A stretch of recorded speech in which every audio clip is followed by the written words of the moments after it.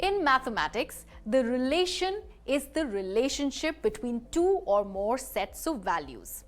For example, let's say there are two groups of friends in your class. Group A has Ram, Sham and Babu. Group B has Anuradha, Kabir and Devi. Anyone from Group A never plays with anyone of Group B.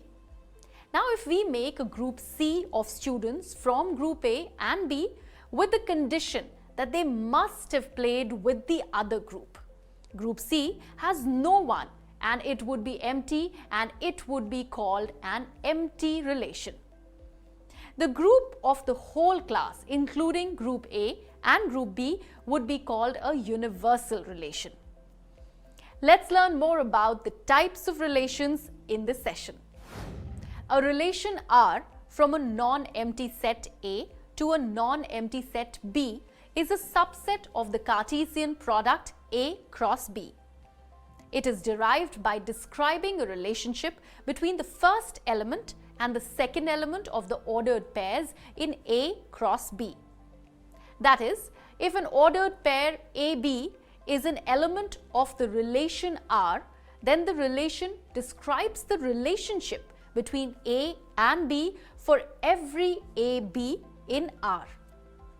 A relation on a non-empty set A is said to be an empty or void relation if no element of A is related to any element of A. Just like an empty set, an empty relation can also be denoted by the Greek letter phi, as it is a null subset of the set A cross A. Consider the set of animals in a zoo and a relation that each animal is related to a dinosaur whose name also starts with the same alphabet as that of the animal. Since there cannot be any dinosaurs in the zoo, no animal is related to any animal in the zoo, and therefore it is a null relation. Let us consider an empty relation on an infinite set.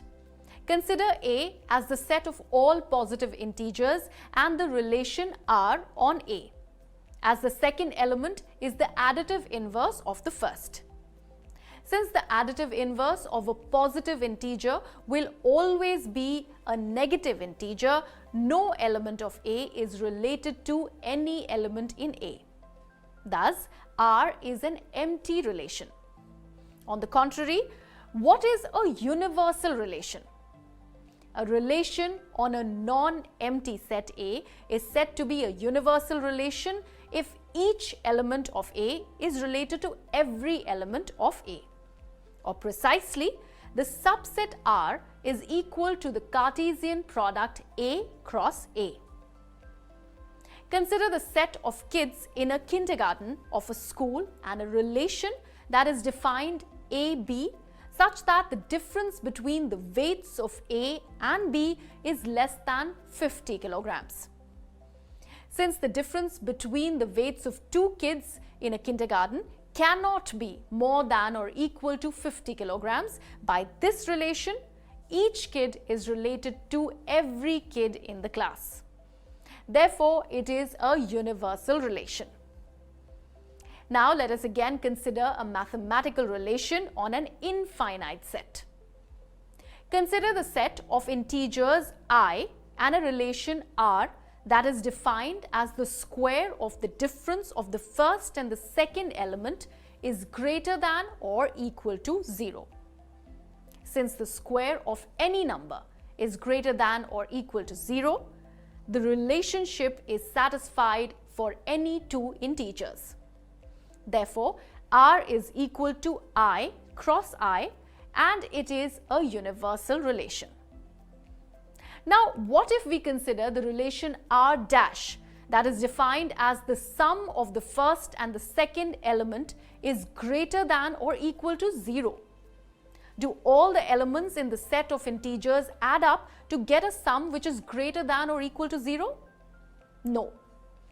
The integers minus 10 and 5 add up to get a sum minus 5 which is less than 0. So, minus 10 is not related to 5 via the relation R dash. That means the ordered pair minus 10, 5, which is an element of I cross I, is not an element of R dash. Therefore, R dash is not equal to I cross I, and R dash is not a universal relation. To summarize, a relation R from a non-empty set A to a non-empty set B is a subset of the Cartesian product A cross B.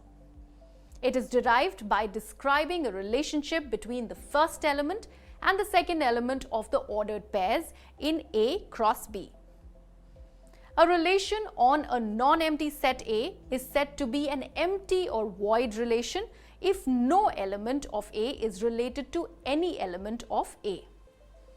A relation on a non-empty set A is said to be a universal relation if each element of A is related to every element of A. There are other types of relations as well other than empty relation and universal relation. Some of them are identity relation, inverse relation, reflexive relation, symmetric relation, transitive relation, and equivalence relations. We'll learn more about relations and functions in our upcoming sessions.